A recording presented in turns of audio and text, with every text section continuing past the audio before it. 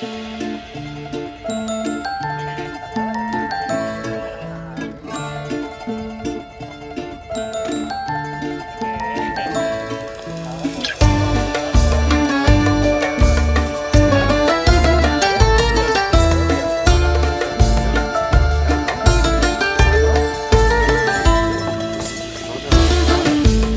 pues estamos aquí con Fermín Artola, un buen amigo, un buen tipo, que hemos tenido el gusto, bueno, yo he tenido el gusto, otros compañeros ex Sofía ya lo conocían de antes, de conocerlo en nuestro viaje a Lesbos y Atenas, y al igual que le dije a Ibai Arvide cuando me junté con él, ¿quién es Fermín Artola y por qué le conozco en Lesbos?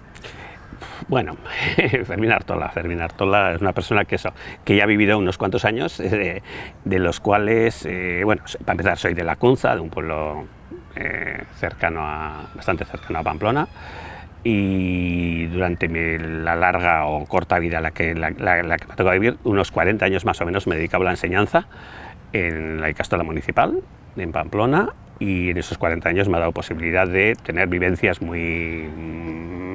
para mí importantes, muy diferentes en función del momento político, el momento social que nos encontrábamos, y he conocido igual a cientos de alumnos, alumnas, padres, madres, que me han dado una visión del mundo muy especial.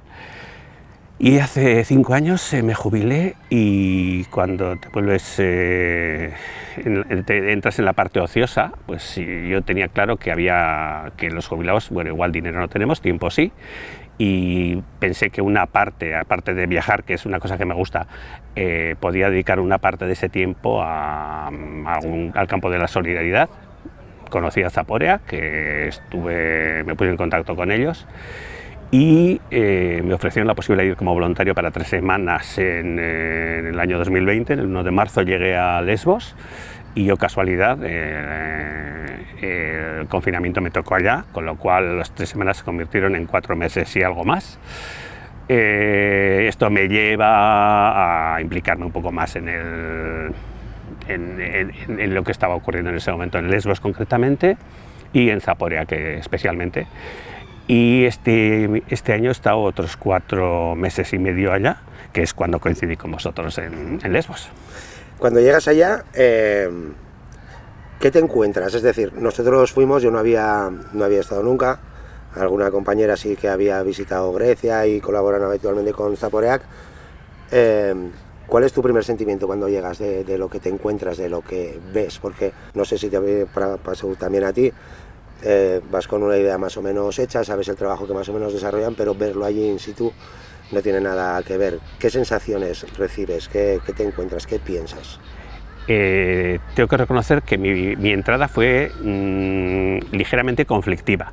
Yo en principio sabía más o menos el tipo de trabajo que iba a hacer, que íbamos a trabajar bastante duro, preparando comidas en aquel momento en Moria había 20.000 personas, 20 y tantas mil personas viviendo en unas condiciones deplorables, podríamos decir una palabra mucho más burda, pero justo coincidí el día que yo llegué a la cocina, es el día que un grupo fascista en Lesbos atacó a varios grupos de gente que trabajaba en ONGs y directamente a la nuestra. Destrozaron una furgoneta y un coche, con lo cual tuve un principio importante que me marcó bastante. De hecho, puedo decir que los primeros días íbamos a trabajar a la cocina, pero por ejemplo no podíamos visitar Mitilini, pues porque había piquetes y tal, con lo cual mi entrada fue complicada. Después, poco a poco, empezó lo que sería la parte, no sé, normal, por decirlo de alguna manera. Pero claro, a los 10 días, 12 días, llegó el confinamiento también para nosotros. Eso sí que nosotros tuvimos posibilidad de seguir trabajando en la cocina e ir al campo a repartir. Entonces, no es igual el comienzo típico de cualquier persona que va allá. Sí que es cierto que te encuentras que en aquel momento, como había que reducir la gente que había que trabajar, estábamos unas 7 personas más o menos en la cocina trabajando bastante duro, porque en aquel momento no me acuerdo exactamente, ya esto hace 3 años, pero imagínate que pues íbamos a hacer alrededor de 1000 comidas, que entonces como mucho, pero entre 7 personas sacarlo todo, hacer el reparto, era un trabajo bastante duro. Pero bueno, era lo que nos fuimos acostumbrando poco a poco y al principio pues tienes unas agujetas increíbles, sí. Pero a poco entras en la dinámica, teníamos un ambiente muy agradable y sí que es cierto que aparte de la dureza de la situación, porque la situación es muy dura, no para nosotros, es dura para la gente que está viviendo allá, sin lugar a dudas, pues empiezas a conocer a gente, los refugiados dejan de ser un grupo heterogéneo, una especie de masa, ¿no? Sino que empiezas a conocer personas individuales, con sus historias individuales, empiezas a implicarte individualmente e incluso a tener posicionamientos que si no conocieras la situación así, igual posicionamientos políticos igual más radicales que si desde aquí, pues aquí vivimos muy cómodamente. Sí, entonces, y luego hablamos de los refugiados como si fuesen, lo que dices, una masa. Los refugiados, todos son iguales, ¿no? Eso parece que deshumanizar, ¿no? Como siempre que no son más que los refugiados, son refugiados. Y luego cada uno tiene su historia, su vida. Si hay 1000 refugiados, ojalá se hubiese 1000. Son 1000 historias de vida completamente diferentes, ¿no? Sí, además es que es evidente, incluso en las condiciones bestiales que era Moria, o incluso las de ahora en el Mavrovuni, en Kara Tepe, las condiciones son prácticamente carcelarias y no son nada adecuadas para la vida, pero te das cuenta de que incluso en esos momentos la vida sigue, la vida continúa, las parejas se hacen, se deshacen, nacen niños, no nacen niños, hay violencia, hay momentos tiernos,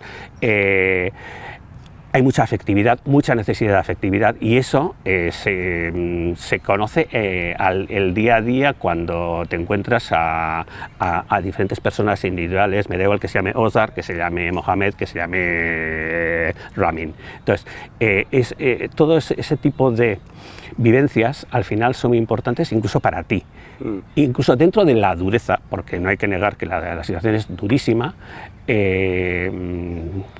consigues que esa sea tu vida diaria, con la que incluso al día siguiente cuando vas al campo piensas a ver si veo a no sé quién, a ver si veo a esta otra persona. Para mí es muy importante esa parte social. Sí, claro, al final entablas una relación afectiva con las personas, no es algo que vayas como un trabajo, ¿no? Supongo que has hecho muchos vínculos con muchos de ellos en este tiempo. Una cosa es las personas igual las que ves en el reparto, tal, pero luego en las cocinas trabaja mucha gente refugiada que están allá. ¿Cómo es tu relación con ellos? ¿Qué has encontrado en ellos a nivel afectivo, emocional? Realmente hay que pensar que la cocina es un lugar muy cómodo para conocer a la gente. Yo pienso que lo que caracteriza es que la gente se siente en la cocina segura. Entonces, al sentirse seguro, la gente se suelta más y poco a poco notas que las necesidades mutuas, porque tú también las tienes, o sea, pues no tienes ningún problema en comentar, oye, pues necesito lo otro, y me ayudas a hacer esto, me ayudas a hacer lo otro, te ayudo a hacer esto. Entonces, empiezas a establecer relaciones individuales que todavía las mantienes. De hecho, yo ya hace 3 meses que estoy aquí y todavía mantengo relación con la gente que trabajaba en la cocina, que venía a trabajar en la cocina, como con gente que conocía simplemente del campo o gente que he conocido en Mitilini, en la ciudad, pero sí. Las relaciones realmente igual es porque la situación es tan extrema que te lleva a que las relaciones sean muy intensas en muy poco tiempo. Sí. En todo este tiempo, desde 2020 a 2023 que estamos ahora, ¿cómo has visto el desarrollo de Zaporea? ¿Cómo has visto su crecimiento? ¿Cómo ha funcionado desde que tú llegaste, pasó todo lo que pasó, la tragedia de Moria hasta ahora, las comidas que en principio dabais, si cada vez estáis atendiendo a más gente? Yo cuando fui flipé mucho con el trabajazo que hacéis ahí, con la organización, con la distribución, con el cariño, con todo. Y fui para 9 días. Tú se puede decir que has vivido ahí habitualmente. ¿Cómo has visto este desarrollo de Zaporea en este tiempo? Yo pienso que ha sido una especie de lucha por lo imposible. Yo me acuerdo que en el 2020, cuando hacíamos 700 comidas, éramos 7 personas, pero cuando hacíamos 700, pensábamos que era imposible hacer más. Cuando eso se pasaba a ser 800, era imposible más, 1000, 1200, 1400 y que en este momento se hagan 2200, yo sí que pienso que en este momento igual es que la cocina ya no da para más, pero hay una especie de vuelque de toda la gente que está trabajando allá en intentar dar la mejor comida posible y al mayor número posible. El planteamiento, evidentemente, el de principio es dar una comida digna al mayor número de personas posibles. Pero no solo es eso, yo pienso que además hay que dar otro tipo de, no sé si llamarlo servicio o cómo llamarlo, el que puedas hasta cierto punto convertirte en un punto de encuentro, en un lugar donde la gente... el campo es muy duro, sí. Entonces que cuando salgan del campo, en el medio en el que nos encontramos, la gente esté relajada, y eso yo pienso que es algo que se da, porque sí, normalmente sí. Incluso después de eso podemos quedar en Mitilini para ir a tomarnos unas cervezas o lo que sea. Entonces esa otra parte que parece que queda un poco dejada de lado, el que la gente esté a gusto, que pueda, no es olvidar el campo, pero por lo menos estar una parte de su vida fuera de esto, eso es muy importante, eso es muy importante. Sí. Y luego también para ellos el ver que también pueden ayudar, ¿no? En cierta manera salen a realizar un trabajo que luego repercute en el campo, que ven que ellos también están trabajando, ayudando a los demás y que se ven también recibidos. Yo cuando estaba allí, es que lo bonito de aquello es que yo sentía que no hay diferencia, ahí solo había personas, que es lo que tendría que ser, ¿sabes? No estaba el refugiado, era muy obvio cuando ibas y ellos se tenían que entrar y entraban contigo y no podían salir, y era como un chocazo total, pero por lo menos ese rato de fuera, como tú dices, les tiene que ayudar y les tiene que venir muy bien.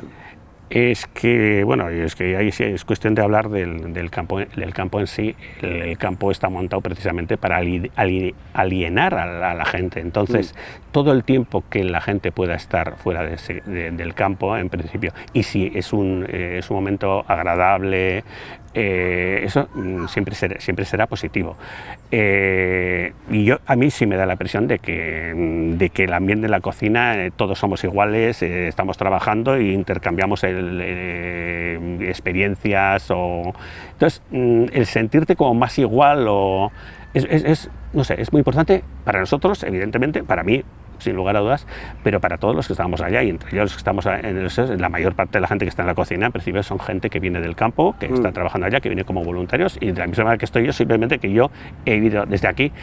Y muchas veces, evidentemente, tenemos esa posición de que, bueno, tú has ido allá porque quieres, y ellos sin más, algo que tiene que ser un trámite, es llegar a una isla y estar de unos pocos días mientras consiguen los papeles, pueden ir al continente, eso se convierte en una peregrinación penosa de meses o incluso años para conseguir o no conseguir los papeles necesarios para poder moverte en Europa.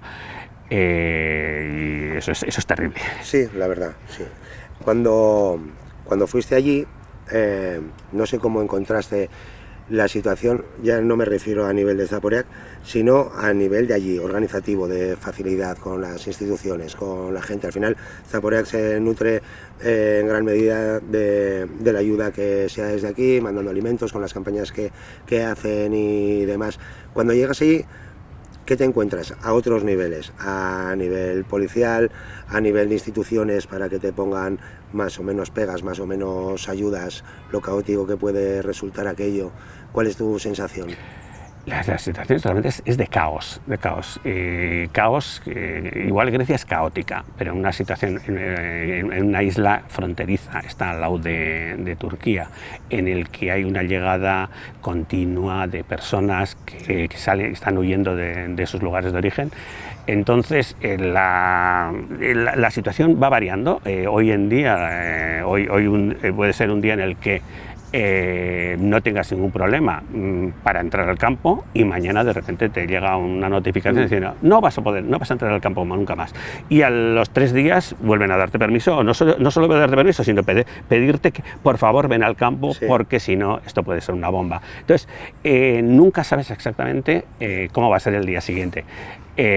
Ahora, eso hay que tener en cuenta, el campo tiene una situación pseudo penitenciaria. Es prácticamente una cárcel más o menos abierta, y digo más o menos abierta porque, bueno, ellos consideran abierta porque la parte que da al mar no está vallada, e incluso dependiendo de quién esté en ese momento en el campo, pues tienen más facilidades o menos para salir del campo y volver a entrar. Pero la situación es muy dura, la situación es que esté la gente hacinada en un espacio cerrado, que es muy poco adecuado para vivir. En este momento yo sé que en los que hemos estado allá sabemos que existen los contenedores pequeños que son para una familia, 2 familias, depende un poco de las necesidades, y una serie de tiendas de campaña más o menos enormes que como hubo un incendio, se retiraron y ahora las han vuelto a poner en marcha, porque en este momento vuelve a haber unas 6.000 personas en el campo, y en cada tienda de campaña hay 140 personas. 140 personas, y no me sirve decir que hay más o menos 140 personas en una tienda de campaña, es hacinamiento puro y duro. Totalmente. Y eso va en contra de esos derechos humanos que nosotros defendemos. Entonces, esa es una realidad continua. Hay otra realidad que es la de la isla. Yo me acuerdo cuando llegué allá, Lesbos tiene una tradición, yo creo que por su historia, que había aceptado la llegada de gente refugiada de otros lugares. De hecho, a Lesbos vinieron muchos de ascendencia griega que vivían en lo que hoy es Turquía. Y bastante población que hay en Lesbos es descendiente de esta. Entonces, al principio, cuando empezaron a llegar los refugiados, la acogida fue muy positiva, pero claro, llegó a haber un momento que había 20 y tantas mil personas, que más o menos un quinto de la población, y la gente más solidaria decía, vale, estamos dispuestos a ayudar, pero es que llega un momento en que este número es... Entonces, de repente ha recaído en la población el tener que vivir en una situación que para ellos no es cómoda. Eso no quiere decir que, evidentemente, Europa utiliza las islas griegas, a Grecia, o me da igual, o a Turquía, los utiliza como frontera, es decir, vamos a retener a la gente aquí y que no entren, lo cual es falso, porque la gente cuando tiene que moverse se va a mover y va a saltar cualquier valla, cualquier muro, cualquier dificultad que haya. Entonces, yo creo que es inútil todos los intentos. Lo único que están haciendo es que la vida de todas estas personas esté en juego, se mueran cientos de personas en el mar, o que cantidad de gente estén en una situación súper precaria, incluso llegando. Pero incluso llegando, es decir, se sientan maltratados. En este momento yo pienso que ellos piensan que Europa les maltrata, porque es que no estás una semana en un campo de... No, te puedes pegar meses y años. O sea, yo conozco gente que lleva 7 años, 7 años sin conseguir papeles, lo cual eso no tiene ninguna lógica, porque esas personas no van a poder devolverles nunca a su lugar de origen, pero tampoco no pueden dar el siguiente paso, que era en principio la ilusión de ellos, o que nos parecería lo lógico en nuestro caso. Y nosotros tenemos historia. Me da igual que la historia de migración haya sido desde aquí ir a América, o desde el sur de España y llegar a trabajar a Suiza, o da igual, o desde cualquier pueblo de Navarra, no es a la capital. El movimiento de las personas ha sido básico en la evolución y en el desarrollo de cualquier sociedad. Desde el principio de los tiempos. Te voy a hacer una preguntita un poco más, no sé, personal o así. Pero bueno, es fácil, ¿eh? Las preguntas son fáciles, las respuestas. Sí. ¿Qué sientes tú que te ha aportado esto que has hecho? No sé si has tenido un tiempo de reflexión. ¿Eres tan activo? Estás contigo y da gusto, porque tu día tendría que tener 28 horas. No sé si has tenido, en los momentos que llegas al final, que estás ahí tiempo y luego vuelves, ¿qué sientes que te ha aportado esta experiencia y qué sientes que te ha aportado conocer a Zaporeak y esta vivencia, a ti interiormente? A mí como persona, yo pienso que me ha convertido igual en una persona más comprensiva, el que cantidad de cuestiones que a mí me parecían antes pura teoría, es decir, el derecho de que tenemos para movernos, el ver que es que no es teoría, es práctica diaria, el relativizar los orígenes de la gente, el color de la gente, la ideología, la religión, el relativizar todo esto, que las personas, todas las personas somos buenas, malas o intermedias, todos somos de todo. Entonces, yo ni siquiera me parece que esa maravillosa idea que hay, los refugiados, es que todos son unas bellas personas. No, los refugiados, las personas refugiadas que están en Lesbos o que están en cualquier otro lado, son como las de cualquier otro lado, como las que te puedes encontrar en tu barrio. Entonces son personas, entonces unas con las que conectas, otras con las que no conectas, y todo eso te va dejando un pozo que cuando vienes aquí sí que es cierto que hay cosas que relativizas, dices, claro, vivimos en el mundo cómodo, sí. Por lo menos nosotros, que ya sabemos que incluso dentro de nuestra sociedad hay unas partes que no viven tan buenas, pero empiezas a relativizar cosas que nos parecían más o menos básicas, y bueno, vamos a dejarlo lo de básico, vamos a dejarlo a un lado, que es que el vivir el día a día es importantísimo, e incluso me parece muy importante lo de poder ayudar a gente a que siga adelante, a que, no sé, a que encuentre su camino, no sé, ese tipo de cosas, ayudar, o bueno, o por lo menos servir de apoyo, porque tampoco vas a enseñar, yo no puedo enseñar nada a nadie, o sea que... Bueno, igual un poquito, ¿no? Todos tenemos algo que enseñar, o por lo menos opiniones que dar que a alguno le pueden servir.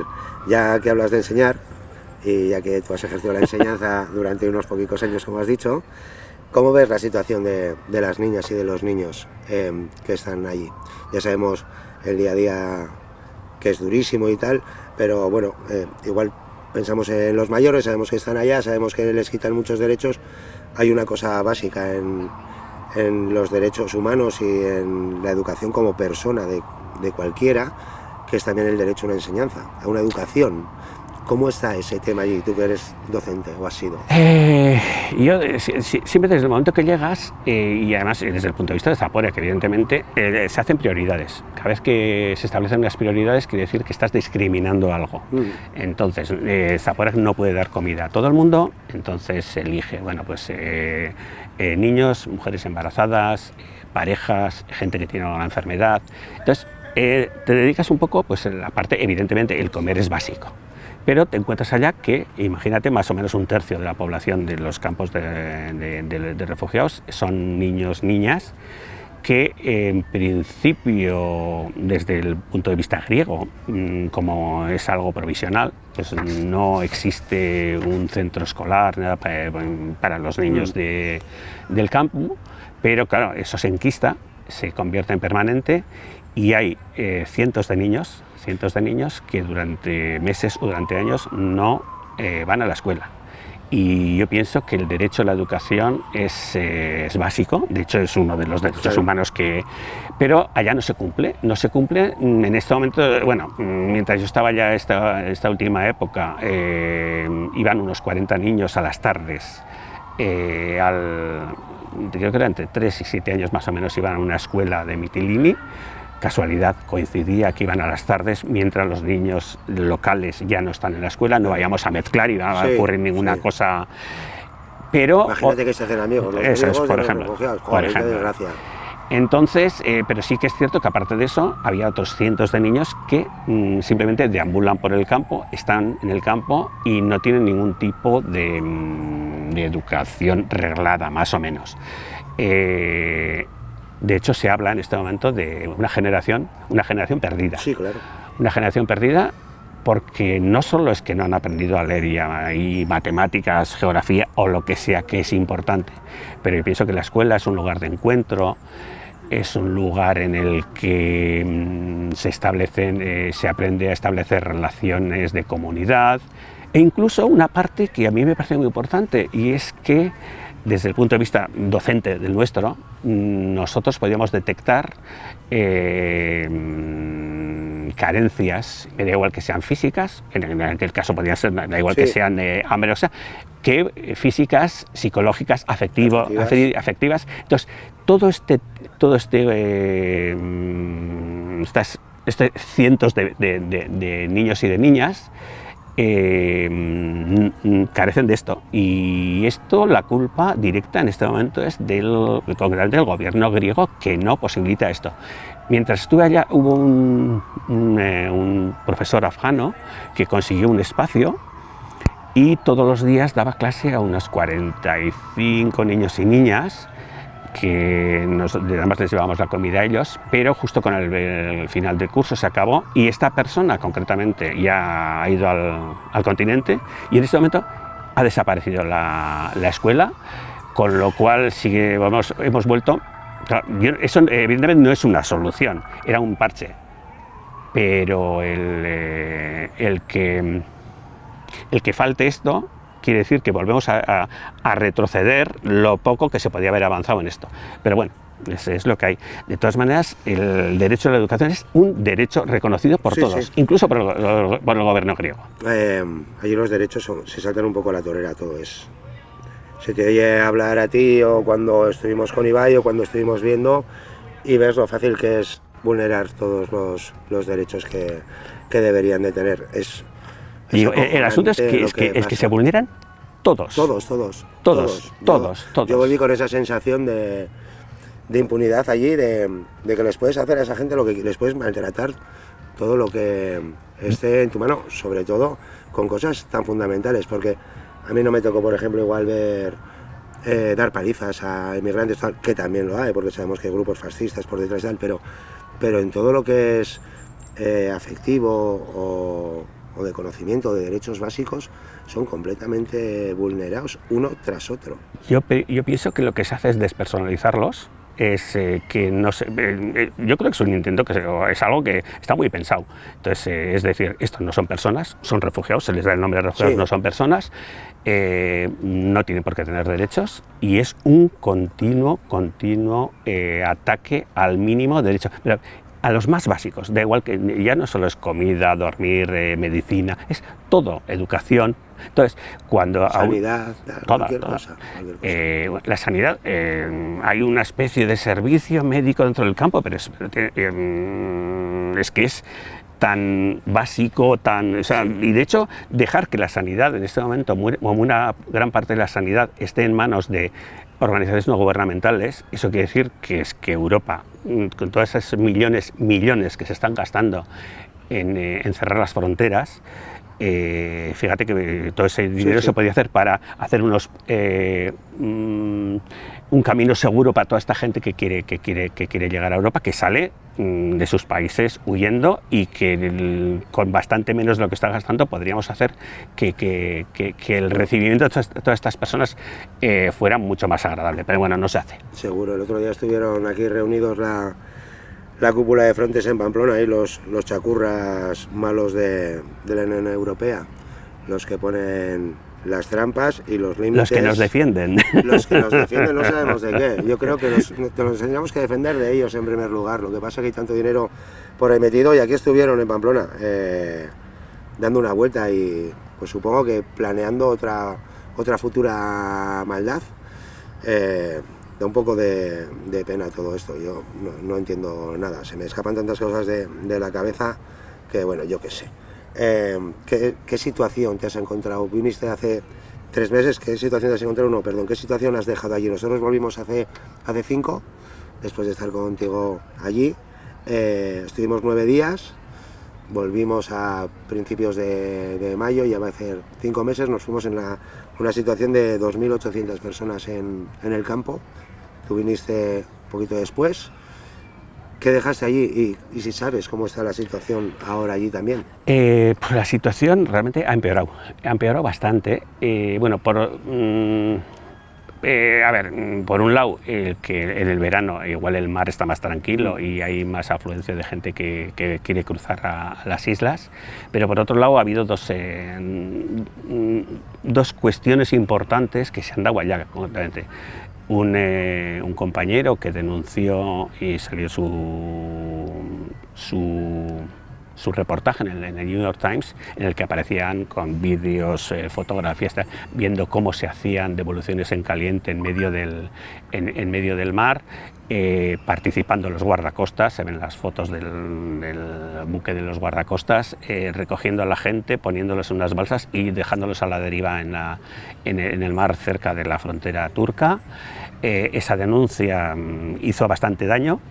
Y después el hundimiento del barco en el Egeo, en el que 600-700 personas y además así se sabe que una gran parte eran niños y mujeres, porque los hombres iban en la cubierta.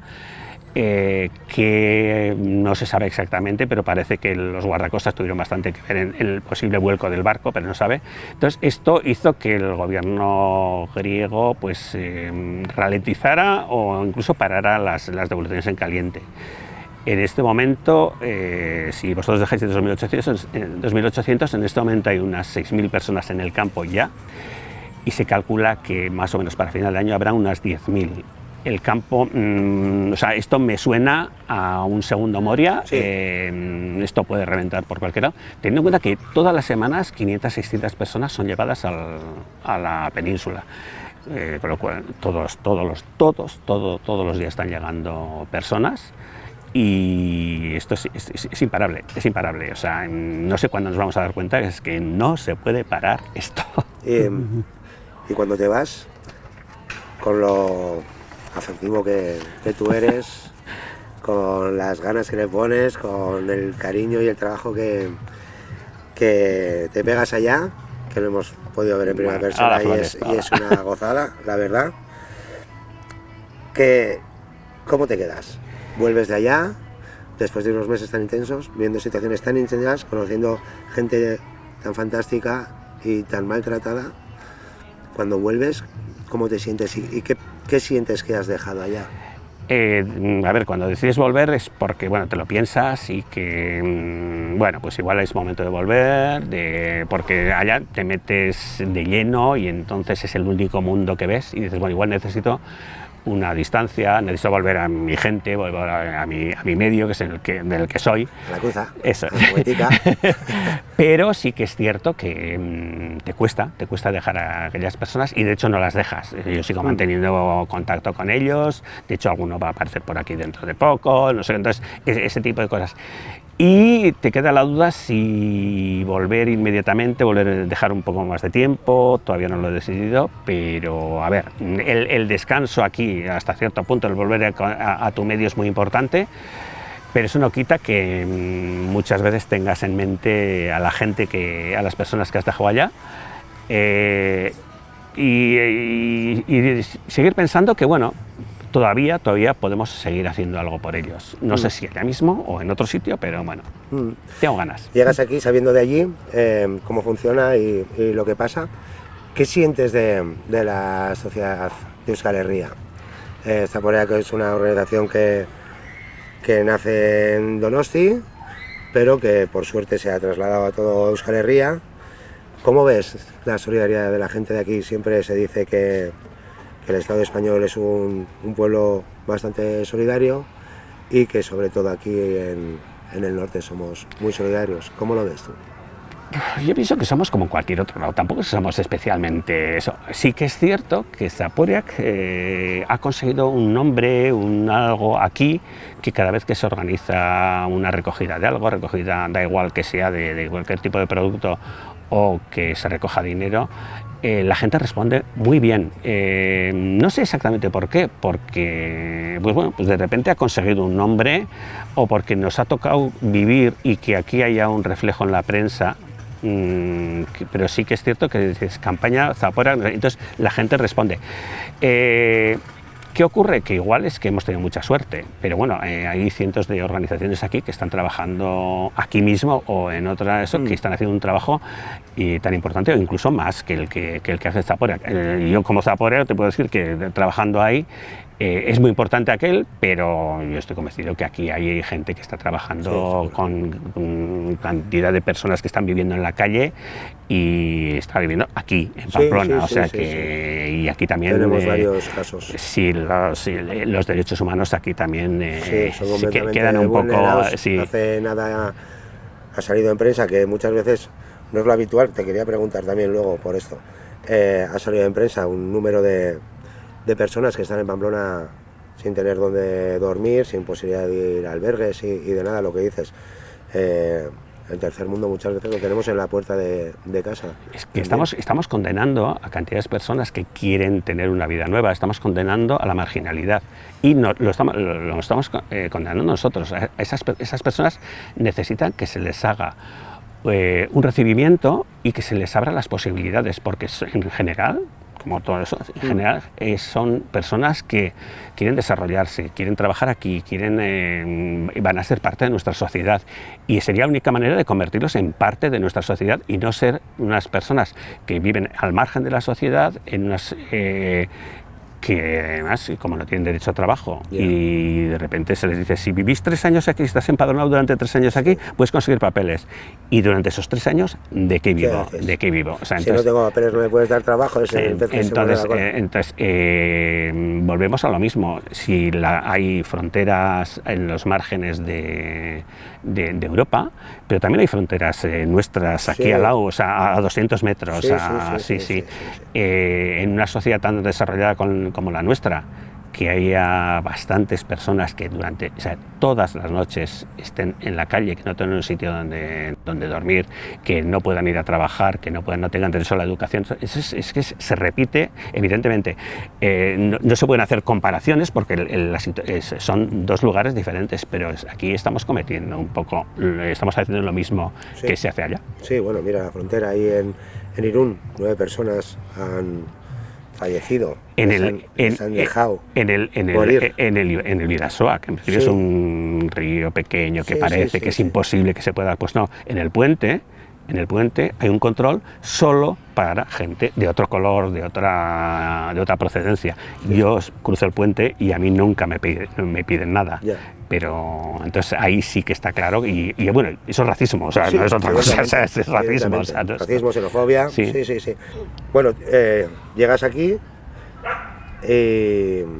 ¿cómo ves tú la información que llega aquí? Es decir, nosotros desde que hemos llegado, al final te implicas más con las cosas. Por ejemplo, Ana lleva mucho tiempo siguiendo todo este tema de, como dice Ibai, la mal llamada crisis de los refugiados, conoce muchas personas, nos ha enseñado 1000 artículos, los que ahora estamos un poco metidos en este mundo, y tú que conoces, bueno, por internet nos informamos y eso, pero ¿cómo ves tú los medios generalistas? ¿Cómo se trata esta información de todo esto que está pasando?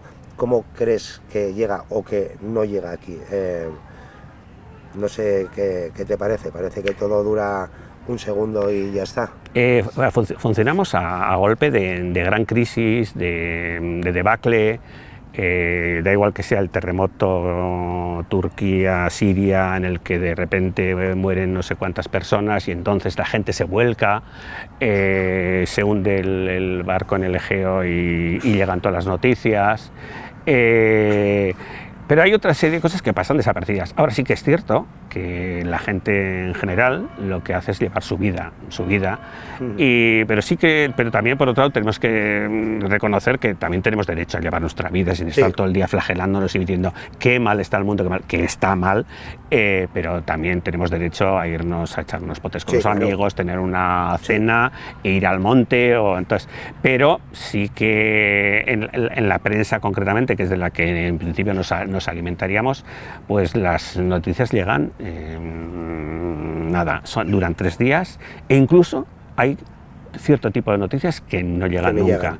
Hay una guerra en Sudán que en el que hay cientos de miles de refugiados sudaneses que están en los países de alrededor, y de los cuales una parte llegan a Lesbos, evidentemente. Entonces, nadie sabe que hay, o no nos interesa saber que hay una guerra en Sudán, en Yemen, en Eritrea, la situación en una dictadura, o que Azerbaiyán se ha hecho con Nagorno-Karabaj y entonces de repente unas 50.000 personas por lo menos están abandonando. Hay una limpieza étnica. Ya casi no es noticia ni Ucrania y Rusia. Eso es. La guerra de Ucrania ya... Ahí sigue, pero es algo que se está cronificando, ¿no?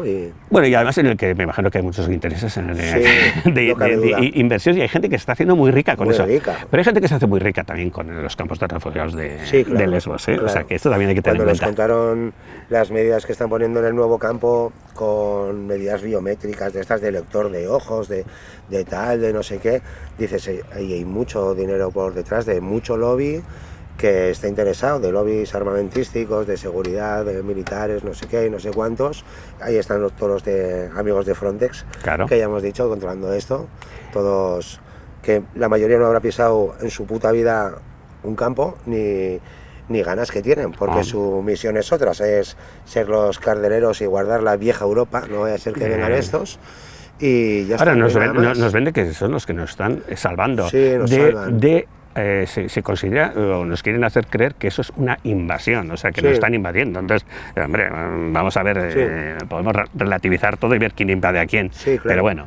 Si tirásemos para atrás, venimos todos de África. Qué desgracia para más de uno. Pero bueno, no solo eso, sino que además es que venimos y nos movemos. Es que hay una condición humana al final. Pero todo el mundo se cambia, ¿no? Para buscar un futuro mejor. Hay una dicotomía, dos conceptos que se refugiado migrante. Entonces, pues que uno tiene peligro de muerte, otro simplemente es porque quiere vivir mejor. Entonces, todo el mundo queremos vivir mejor. Claro. Porque a mí me parece que es un derecho de todo el mundo, es el de poder moverte, querer y querer mejorar tu vida. Lo hemos hecho nosotros, nuestros padres, nuestros abuelos. ¿Alguien lo ha hecho? Siempre. Entonces, lo que habría que hacer es abrir unos canales fáciles y sencillos para la gente que se pueda mover. Esto, lo que estamos haciendo es, aparte de que hay una serie de empresas, no empresas, gente que se está enriqueciendo con todo esto. Cuando has hablado del campo de Bastria, que bueno, ahora está parado, pues porque hay una cuestión judicial que lo han paralizado, pero bueno, yo pienso, si como dicen ellos, para enero se abre el campo de Bastria, que está en el medio de ningún sitio, en el medio de la isla, es como mucho para 3.000 personas. En este momento ya hay 10.000 personas en Maprovuni, con lo cual, y eso se está dando en Quíos, o se está dando en Ceuta, o se está dando en cualquier otro lugar, o se bastante, sí. Tantos sitios. O bueno, y al final la gente que consigue pasar, las personas que consiguen pasar, llegan a Pamplona, a Bilbao, a Hamburgo, a donde sea. Y a esa gente hay que darles oportunidades, no hay que ponerles obstáculos. Sí. Bueno, Fermín, ha sido un placer. Vamos a acabar ya. Te voy a pedir luego un último favor. Se lo pido a todas las personas con las que tuvimos la suerte de hacer el documental. Pero antes, no quiero acabar sin darte las gracias. Darte las gracias en mi nombre, darte las gracias en nombre de los otros 4 compañeros que tuve la suerte que vinieron conmigo a Lesbos y Atenas, con Goro, con Ana, con María José que no está, con Miquel que anda por allí. Gracias de corazón, porque para nosotros yo creo que ha sido parte fundamental en nuestra historia. Tuvimos la suerte de poder contactar contigo, gracias a Ana y a María José. Fuimos allí ya con un trabajo de poder hablar con gente, hacer entrevistas, enseñar los lugares, contarnos cosas al margen de me voy a sonrojar. Zaporeac, es el reflejo de la camiseta. Nos tuvimos que conocer de esta manera. Ha sido una manera preciosa y hemos tenido la suerte de poder disfrutar de en persona también. En nuestros ratos de cenas y alguna risa pudimos hacer. Nos ayudaste a relajar mucho el ambiente y sobre todo nos diste mucha profundidad y mucho juego para hacer esto que es Exopía, que gracias a ti y a otras personas como tú ha podido salir adelante, así que te estaremos siempre eternamente agradecidos. Y ya por último te voy a decir lo que le digo siempre a todas las personas que hemos tenido la suerte de hablar con ellos, que es que hagas una reflexión, como si se los contases a un montón de gente que te está viendo. ¿Qué les dirías? No sé si algo para hacerles remover la conciencia, o una palabra de ánimo, o de qué. ¿Qué te gustaría decir a la gente que va a ver esta entrevista? Simplemente que se interesen un poco por ver el mundo un poco más allá de la puerta de su casa, que el mundo es más amplio de lo que nos imaginamos. Evidentemente tenemos que intentar vivir en cada sitio lo mejor posible, pero al margen después de los 40, 50 metros cuadrados, 300 metros cuadrados o los 2 kilómetros cuadrados en el que nos movemos, existe otro mundo aparte, que es un mundo muy atractivo y a veces muy cruel, pero igual todo el mundo podemos hacer un poco para que, si es algo cruel, sea algo menos cruel. Nosotros tenemos muy pocas posibilidades de individualmente solucionar estas cosas, pero igual podemos hacer que la vida de una persona que hemos conocido, 2 personas conocidas, sea algo más agradable de la que está siendo. Las grandes soluciones, me imagino, es que se tienen que dar desde arriba. Nosotros no tenemos ese poder. Y nada más. Pues hasta aquí hemos llegado. Señoras, señores, los que veáis esto, un lujo, un gustazo, un placer, un gran tipo, sobre todo una gran persona. Aquí el amigo Fermín Artola. Eskerrik asko. Zuri.